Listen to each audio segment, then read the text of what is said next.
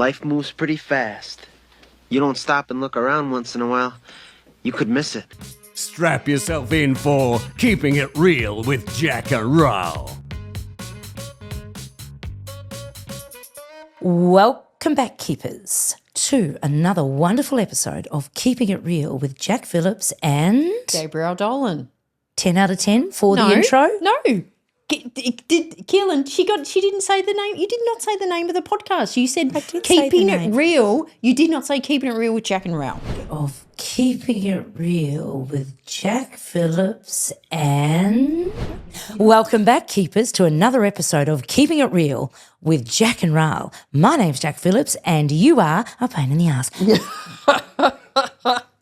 You are too funny. Keepers, are you present?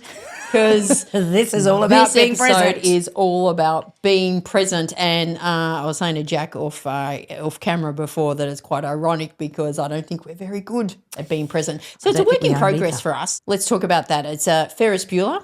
I love Ferris Beuller. I love Ferris. Anyone? Bueller? Anyone?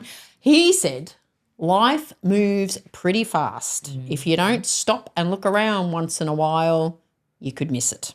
Very true. Very, very true. So we want to talk about being present, what stops us from being present, Lots how of we things. could be more present, what the benefits of being more present. Research says that we check our phones every 12 minutes. Most people check their phone on waking. Do you look at your phone when you wake up? The first thing I do is check my aura because I got an aura ring that tells me how well I've slept and how much deep sleep. So I do check that.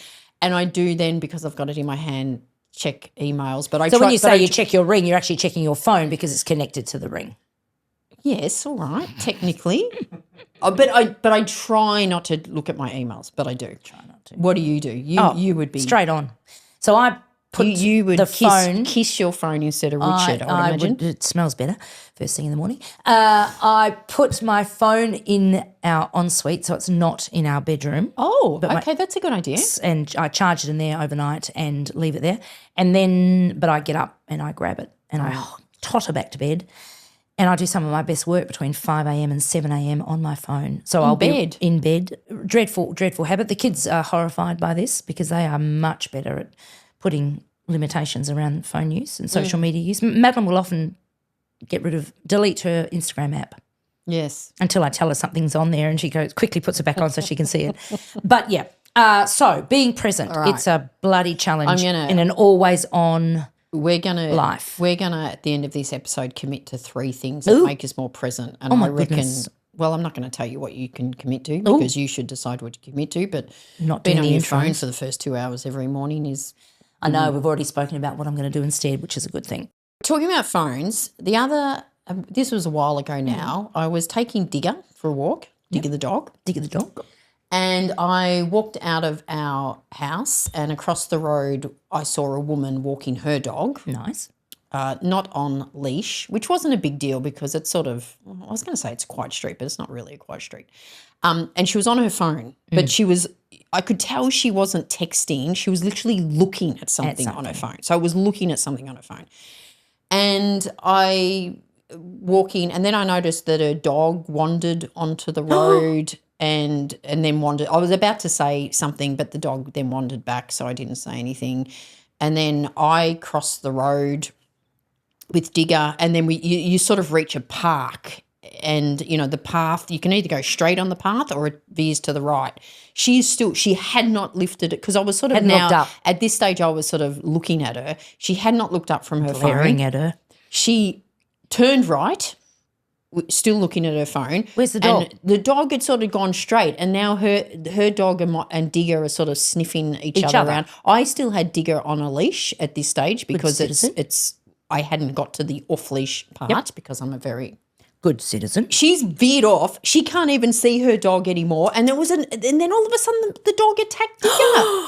And it was only for a split second, and I pulled him away and yelled, and then she came back, and there was a young guy who was sort of just getting out of his car, and he must have noticed the same thing as I did, and he just yelled at her and said, look after your dog and get off your phone. What are you doing on your phone? And the fact was I mean, I've been guilty of being on my phone when I'm taking Digger for a walk, and you might be texting. But he's on a leash though, right? Or well, I might be texting. She was literally watching something non-stop. that's awful.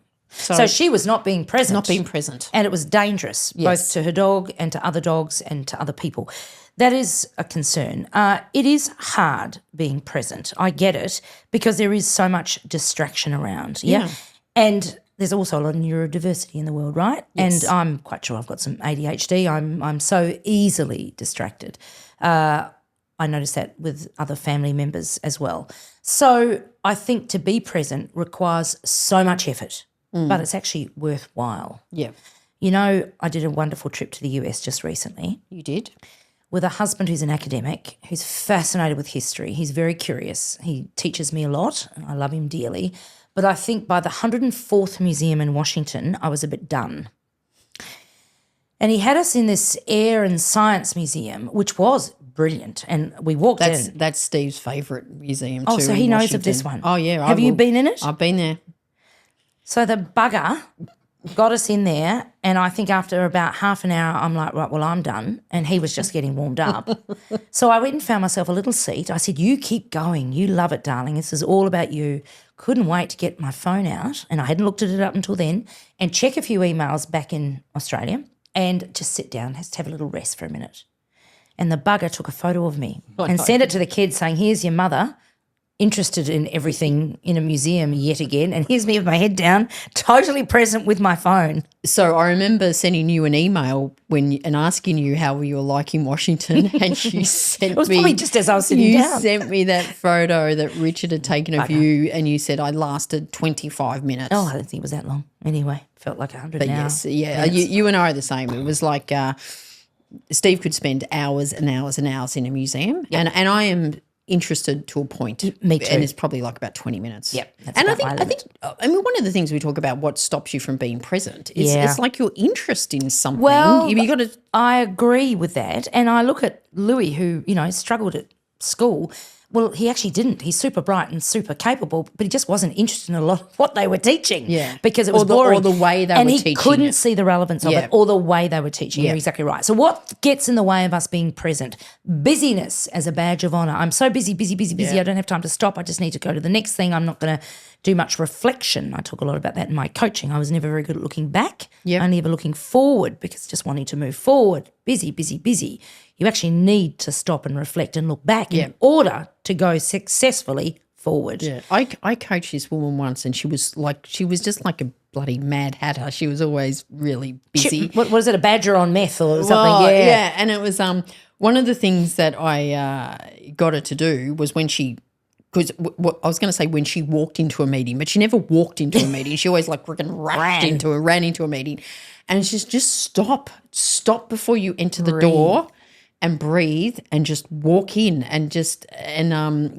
we were sort of doing leadership training, and once she ran in to the room I was in, and she looked at me and she walked out again and came back in. So she was aware of it. So that's another thing. Very hard to be present when there's erratic people around you, right? Yes. So somebody like that would make it hard for other people to be present. Well, I mean, she wasn't present. No, because but she's also possibly interrupting others, with her frenetic sort of pace.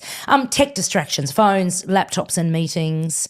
Who's the leader that said no phones in a meeting? There was somebody who was just talking about that just recently. It might have been Microsoft CEO, Natya Sadella. I think he said, do not bring a phone into meetings. I know distraction. You're sitting down for very dinner. Disrespectful. Sitting down for dinner and you just take a photo of this. Yeah, or just get my phone out. And then, of course, you get distracted by something on the phone. You know what it is? You're having a conversation and then you go, I'll just Google it. Yeah, and, very true. Then it's there the whole time. Mental multitasking. Thinking of your to-do list while someone else is talking. Now, again, if someone's a bit boring, husbands, and they're talking very hard to stay present. Yes. You're nodding. Get on with it. You land the plane. Get on with it. Emotional overwhelm. You're there, but you're not really there. So your mind is going a million miles. Something's worrying you. Something is causing you to be a bit anxious. Very hard to be present. Yeah. And that's probably really understandable, that one, because if you were totally distracted, you might have like a sick parent or a child in hospital, it's very hard to be present with the person you're with when you've got that really on your stressful mind. distraction On your going mind. on. The other thing I added is neurodiversity. So more and more as we learn about neurodiversity, and there's all sorts of different neurodivergent examples that can really interfere with being present. Yeah. Which makes it tough. Which means you just have to work harder. Absolutely. So this is about being very deliberate, very conscious to be present. And I know I have to force myself to do that very regularly. I've become much better at it because of coaching. So I have to listen when I'm coaching. I have to actively listen, shut up and listen in order to be able to actually respond or support or coach or advise. So I have gotten better at it in my personal life through my profession. Yeah. Would you say you're better at it? I would say the same. I've got better at it, especially the just being present and really listening. When you sit down with a new client and they want to talking you through their issues and challenges, and the part of me wants to go, yeah, I can fix that. Yeah. And I've had to force myself to just let them speak, let them talk. I mean it is better all round. And even when I run workshops, allowing people to ask questions that, they could literally get halfway through the question. I know what the answer is, but I have to just really force myself just to I was coaching someone the other other day, same example, and I'm sorry I just spoke over the top of you. That was not being present. Have you finished, Raoul? See? Yes, I have. Thank you. Land the plane. I was coaching someone the other day and she needed to unleash. Right. And there was no way I could get a word in, which was a good thing because I realised, and I think she did too, because at the end she said, I just needed to tell somebody that. Yeah. She didn't need for me to respond. Yeah. She didn't even need for me to be there. She just needed to think somebody was listening, and I was, and she felt better afterwards. And she already knew what she needed to do. She just needed to talk about it. So being present is a real gift, not only to yourself, because I think you'll learn a lot more, and we're going to talk about the value in it in a moment, particularly as a leader, but also because some people just need to be listened to. And also, if you do listen and are present, you will come up with gold. You will be able to respond in a way that is super intelligent. One of our mutual friends was speaking to about being like always wanting to help their kids with stuff, and she's realised, because they've sort of said, I just want to talk to you, I don't need your help, that she sort of just came, I think, do you need my help or do you need my hug? And it was like and understanding, because then if they just need a hug, as in they just need someone to listen to, you can just be really present by just listening and not going to solution mode. No. So that's what I find, the difficulty I find with being present is that I'm constantly going to solution mode, and I want to get it out, which is not Always needed, wanted. not wanted or needed a lot of the time. No, it's a bit disempowering too when you think about it, and I think we've spoken about this in former episodes, particularly when it comes to young adults or children, and maybe it's also your direct reports at work. If you're the one doing all the solving of the problems and rushing to solution mode, you are disempowering others. Yeah. And you don't have the monopoly on problem solving. There are many different ways to solve problems, and possibly more creative and better ways to solve problems than you already know. So a good way to learn is to be present. You would have experienced that. I mean, you talked about it just then, going from a leader in corporate, where they're probably, even though you were a good leader and you didn't solve, but it would have been a bit of this, to go into coaching, where literally coaching is, listening. So what would you do? And why do you think that? And going from telling to asking would have been a dramatic change. Bloody tough. And I still tell and I still advise. Yeah. And I make it clear to people when they come to me for coaching, have they been coached before? Because there's a good chance my methodology and style of coaching is very different to anything they've had before. Yes. And that is about also giving them advice based on my experience and what I know can work and not work, which means we're a bit more efficient. However, they still need to be listened to, and I still need to be present. Yeah. And it's the hardest thing. Yeah. So why does presence matter in leadership? Yeah. So first of all, if you are really present and you are somebody who really does listen, then you build trust because people feel heard and seen. There's nothing better than somebody actually looking at you, like you're looking at me now, listening, even though you're probably thinking of 1,000 other things. No. But what I was going to say too, it's not only leadership, and that's what I find with my clients they feel like you're really listening to them and really get them, then it is building trust in the relationship. Absolutely, and so respectful. Yeah. This person really cares about me. They're listening with intent. It improves decision making. Yeah, you're more attuned, and this is active listening, which we know is one of the hardest things to do, particularly in personal relationships, e.g., marriage. But the importance of actively listening and actually listening to understand, not listening to respond. Yes. Listening to understand, not listening to respond. Yeah, I worked with a CEO of a large corporate, and he said that one of his job as a CEO is to make decisions, and the best way he can make decisions is to really listen. Because he thinks he goes, I go into a conversation thinking I've got the right answer, and he went, most times if I really listen, I come out with a different. Or a slightly changed response. I started later in my leadership journey saying to my team, I want to hear how you'd solve this. Even though I already was quite sure I knew how we could solve it and I thought I had the perfect solution. Yep. I learned to ask them first, and wow, I used to get so many better solutions. And I'd think, thank God I didn't say mine. Exactly. I'd say, yes, I was thinking of that one too, John. Remember when we were trying to think of a name for our followers for keeping it real? Keepers, and we had, I can't even remember what, you had a favourite, I had a favourite, and then our keepers came up with keepers, and it was like, that is so much better. So much better than ours. I can't even remember what ours were. That was so bad. So why presence matters in leadership? It builds trust, it improves decision making, it's efficient, it reduces rework, yeah? So if you're really present, you actually understand what's needed quicker. Yep. Yeah, if you're listening and you're actually very present. It also cultivates culture, yeah? A presence models care, attention and respect. Think about the leaders you've worked for who were present and what that did to the culture. Yeah. I can think of one very, very present leader, and he always made you feel like you were the only person in the room and only person he was interested in listening to. And as a result, other people started to adopt in his leadership team that same presence. Yeah. Gosh, it was good. Yeah. So see good. A lot of politicians that have mastered that skill. And, some of this is a skill. When I say it's a skill, it's like you got to put a lot of behaviour. It's a learned behaviour.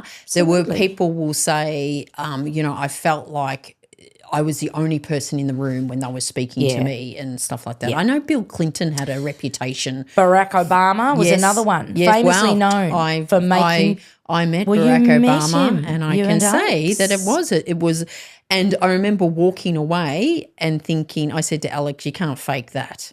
Like it felt so genuine. Authentic. But yeah, it was clearly probably a learned behaviour. Famously known for making people feel like they were the only person in the room, Barack Obama, whether it was a junior staffer or a world leader or Gabrielle Dolan, he maintained eye contact. He didn't check his watch, and he asked meaningful follow-up questions. So his ability to be fully present made people feel deeply respected and often disarmed.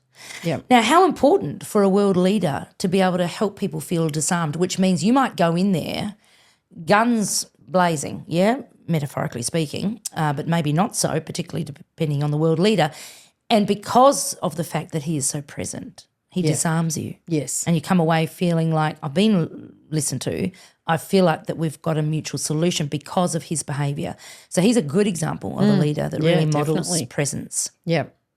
Okay. Why it matters, we've spoken about that, yeah?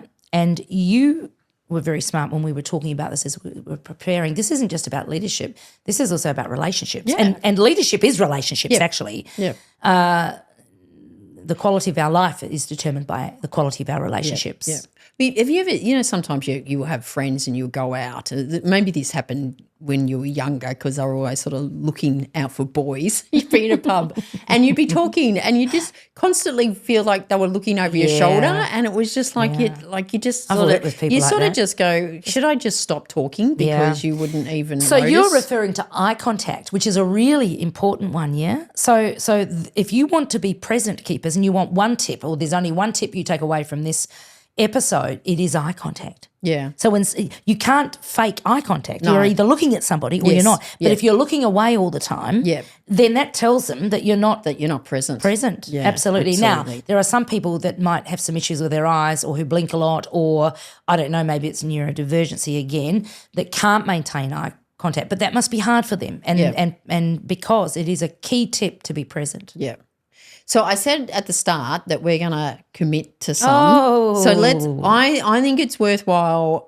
Go to tips. I think tips, some of the things that How to be present. I'm going to do some of the things that I've tried and then failed at. Okay. Like because I've been trying to do more of this. Okay. Right?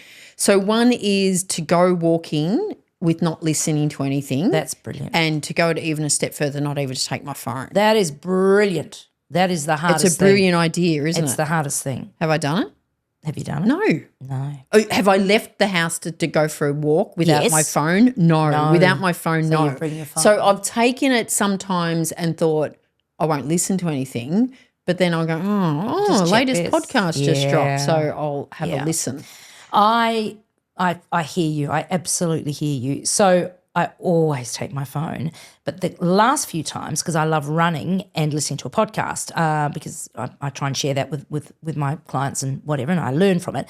The last couple of times I've forgotten to take my earbuds. Yeah. So I've not listened to a podcast, left my phone, and because I'm jogging, I can't jog and look at my phone. No, that's Well, I dangerous. can. I have once or twice, but I shouldn't, and I generally don't. And I have had some of the best moments in my head. Creative thinking, problem solving, just really being very present and observing nature. Yeah, yeah. I do that sometimes listening to music, but just not listening to anything is even better. So I'm going to commit to trying to do more of that. I am too. Okay. Let's hold each other accountable to that. So when you say, I'm a good coach, you need to be a little bit more specific here. Are you going to walk twice a week without your phone? Be specific. Okay, I will do that. Twice a week? Twice a week without your phone. How often do you walk currently? How many times a week? I would walk every day, So but 7 sometimes days. twice. So I'm either taking Digger for a walk Sure. or walking down the street. Yep. So 7 stuff. days a week you would do some form of walking Yes. with your phone, but you are going to commit to 2 of those walks without a phone. Correct. And how am I going to know that you have not taken your phone? Because if you text me, I haven't got my phone, Jack, I know that you've got it. I'm going to take a selfie and send it to you. Oh, aren't you funny? So we're going to check in with each other. Which day are you going to walk this week without your phone? Or you're going to text me and say, hey, Jack, just about to go for a walk and I'm not text taking you. my I'll phone. text you when I just did a walk without a Or phone. even better, afterwards. I love it. Yeah, okay, afterwards. That's That's a good one. one. So there's a tip, walking or running, exercise, but do not take your phone. Leave it at home. Yeah. Love it. So keepers, remember, if you want to become a best keeper, then flip over to Patreon where you can subscribe for a monthly fee. You will get early access to podcast episodes. You'll get additional bonus episodes. You'll get leadership masterclasses. You'll get access to our book club, and you will get early access and notice to live events. So come over and subscribe and support us to help us do what we can do for you, plus more. The other one and I haven't done this, but people told me when you're on a Zoom call or whatever, remove the self view because Oh, you find. yes. So I do notice that when I'm running a workshop, Yes. I sometimes, and I'm facilitating the workshop, I put something over the chat so I don't see myself, because to me it's a distraction where you look at it as opposed Yeah. to, and I do this as opposed to looking at the camera. So the Yes. reason I say this is to look at the camera.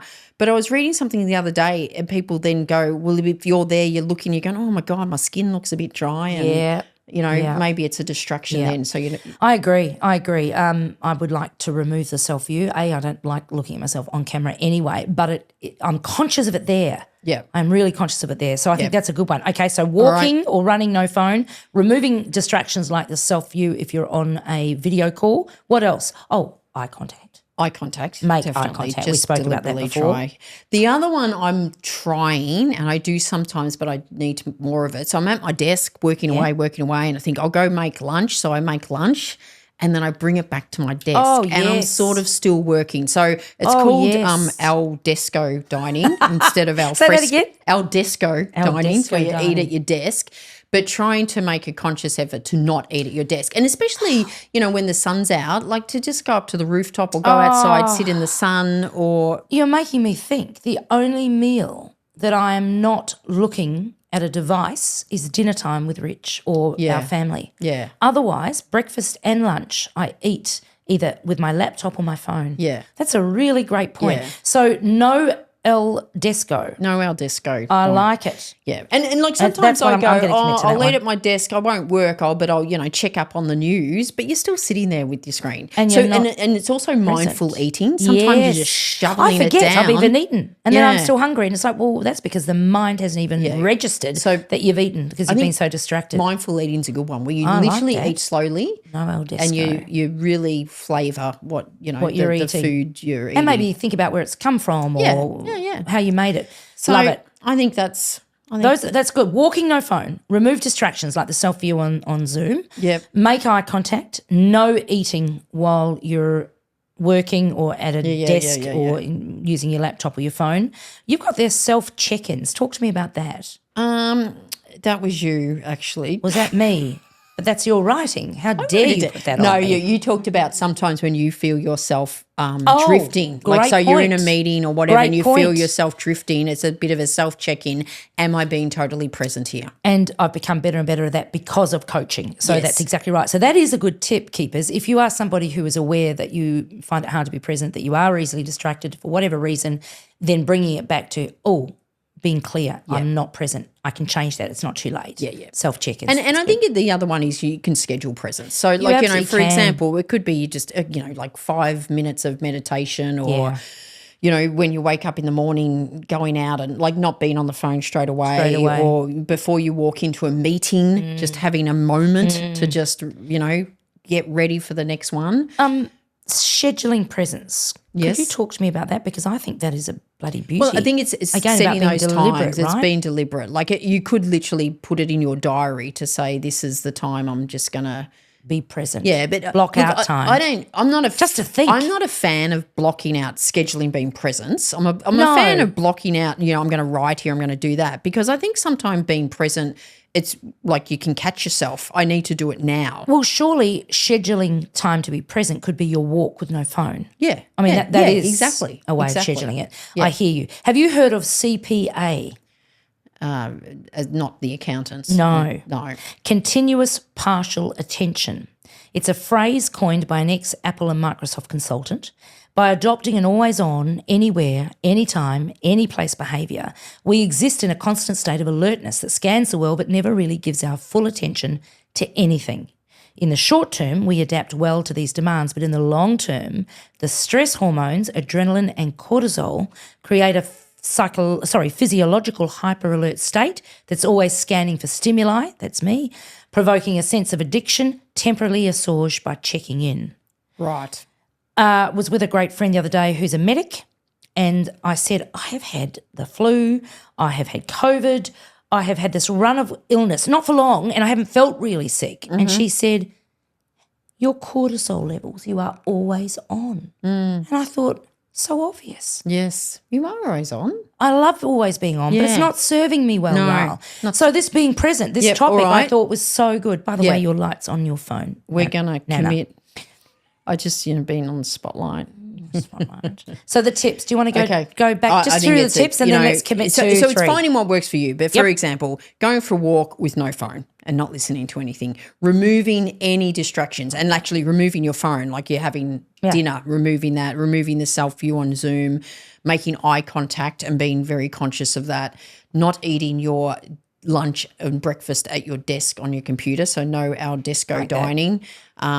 And just be aware, like if you are in a meeting, just if you find your mind wandering, just bring it back, and schedule presence, however that works for you. And, just remember what our mate Ferris Beuller said, that life moves pretty fast, and if you don't stop and look around once in a while, you could miss it. Very true. So which three tips are you going to commit to for being present? Walking, no al desco dining, and removing distractions, as in not having the phone near me when I am with, out for dinner or stuff like that. Well done. What's your three? Yeah, I think those are my three. Definitely exercising, no phone, and leaving the phone behind. I am going to remove the self-view and look directly and make eye contact more with my clients when I'm on a call. And no eating eating, but no distractions Mindful like phones. eating. Mindful eating, being very aware of what I'm eating and just letting my mind think. Yep. Good. Nice. Okay. Well, keepers, hopefully you can find 3 that you can commit to. Let us know how you go with them. As usual, share with people if you like, and this is a value rate. 5-star would be nice with any form of rating. And we will speak to you next week. Thank you. You've been listening to another episode of Keeping It Real with Jack and Rahl. If you like what you've heard, don't forget to tell others about it and give a 5-star review. They may seem confident, but they really are sensitive 5-star needy souls. Yeah, right. Keeping It Real, created by Jack Phillips and Gabriel Dolan. Produced by Keehlan Ferrari-Brown. And this really real voiceover, spoken by Richard Phillips.